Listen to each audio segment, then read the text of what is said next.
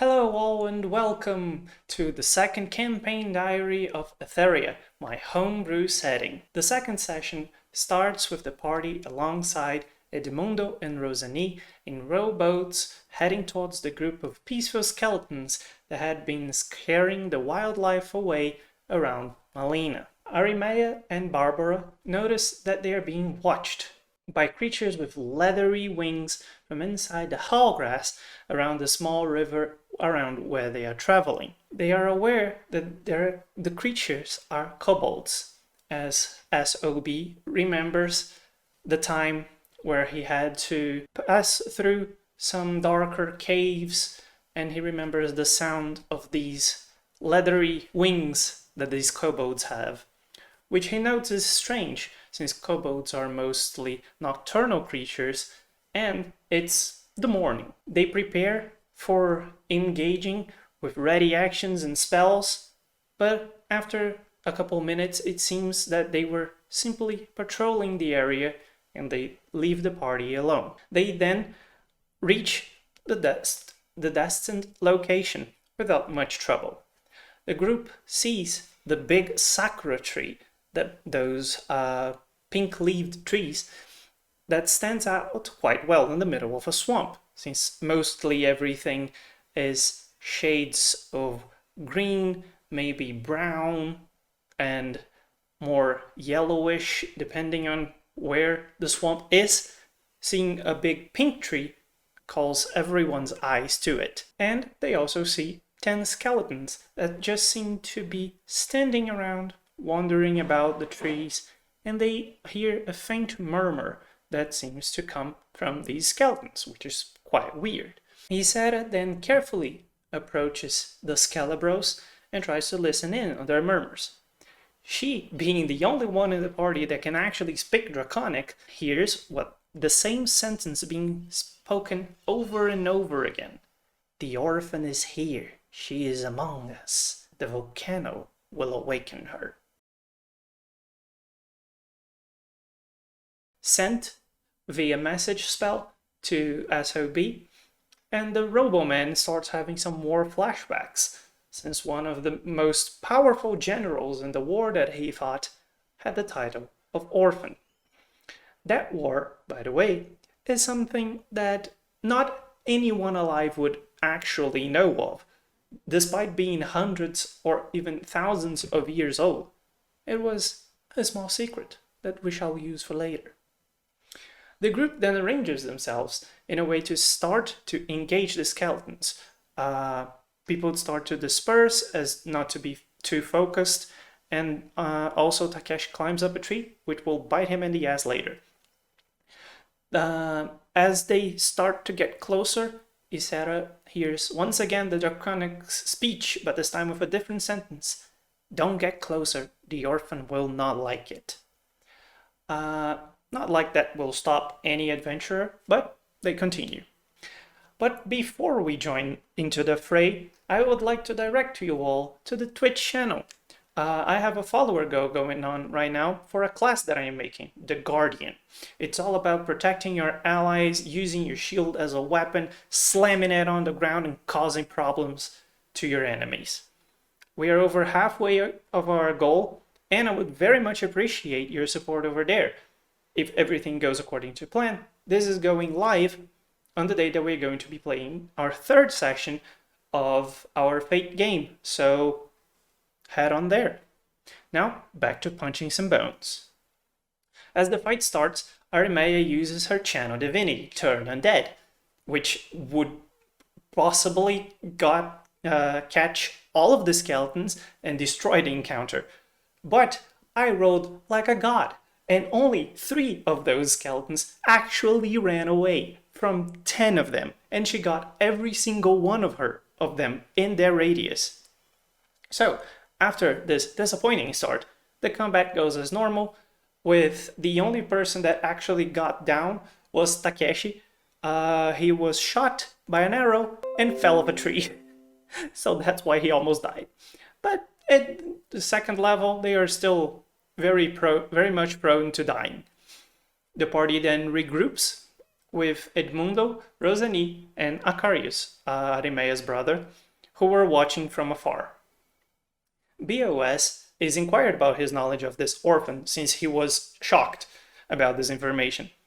And he talks about a secretive war that he thought very long ago, almost, and even the 400-year-old elf in Ethéria cannot remember.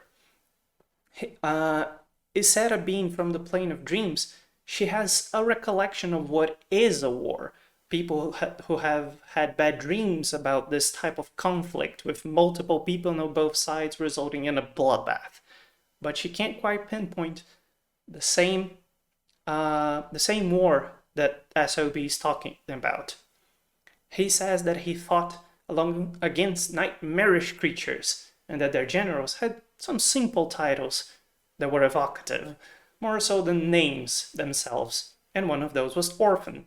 Whenever one of these generals appeared, it was extremely difficult to leave with any survivors. After that, the remaining skeletons that had ran away because they were turned from turned undead return, and with a simple cinematic, the party takes them down. This cinematic is a mechanic that I like to use. I saw a very famous Brazilian table doing it, and it's something when the encounter isn't going to take that long or isn't going to threat anyone or any party resources. Everyone describes what they're going to do, and I get all the descriptions together and narrate a final moment, the cinematic itself. So some of the party just run away and stab people, jump from the trees, others cast spells, mostly cantrips because they don't want to actually waste any spell slots. But yeah, a simple, and it's simple, and it allows people that are not that creative or maybe are scared of being more creative to have an avenue. What do? You can describe. You are not bound by any rules. You can just freeform it. People seem to like it. Then Ethéria proceeds to investigate the Sakura tree and notices that it is an illusion as she passes right through it. Best moment possible for the camera to just die, the battery to just decide, nope, I'm gone, just as it passes through like an illusion. Amazing. Okay, going back to it. As she walks through the Sakura tree that isn't actually there, in the middle of the ground where, a tree should be, they find a wooden trapdoor. They decide to take a short rest before heading down. And as they talk, Rosani and Edmundo wish them farewell, and the young halfling touches Barbara in the shoulder and gives her a bardic inspiration before they go. As the couple leave, everyone, including them, notices movement in the shallow water around them, with multiple big rats starting to flock towards them. In seconds, everyone is either on their boats, rowing away, or inside the trapdoor. And safe from the rats. As the trapdoor closes, I remember describing just a piece of a rat falling down with them. Inside, they light up a torch to reveal a small corridor that veers to the left. They head there. They notice that it has barrels and sacks of fresh fruits and seeds, meaning that someone or something is living here, and it has been here recently.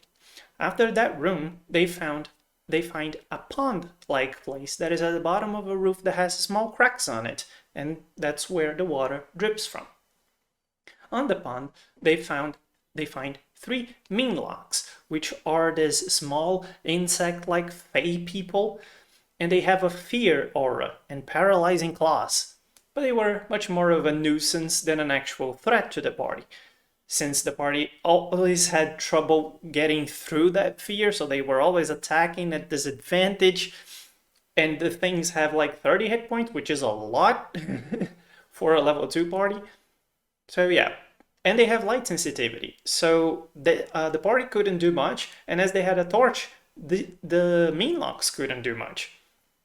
We had one specific moment which was interesting because one of the Meanlocks was able to get away from the light and use its shadow teleportation ability to land right behind Barbara and attack her. And she failed her save against the paralyze, so she was paralyzed and almost died with a hit because they do a lot of damage. They just can't hit things when there's light around. As they start to go towards it, as it was the last mean lock, it teleports to the other side of the light because it doesn't need to see the location, it just needs to know that it's there. It teleports to the other side and scuttles around a hole in the pond that leads to a place where faint light glows from. And that's where they decide to head at. And that's where the session ends as well. And that was it. That was the second session of Ethéria, my homebrew setting.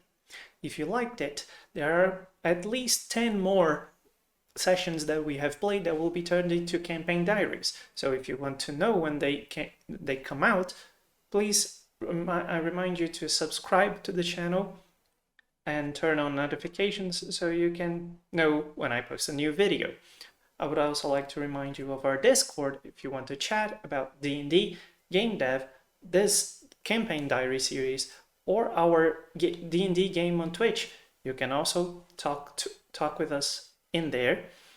And the Twitch channel, which once again, it's close to our follower goal to releasing the Guardian class for D&D 5e. So if you liked it, please check the links in the description, and I'll catch you around. Goodbye.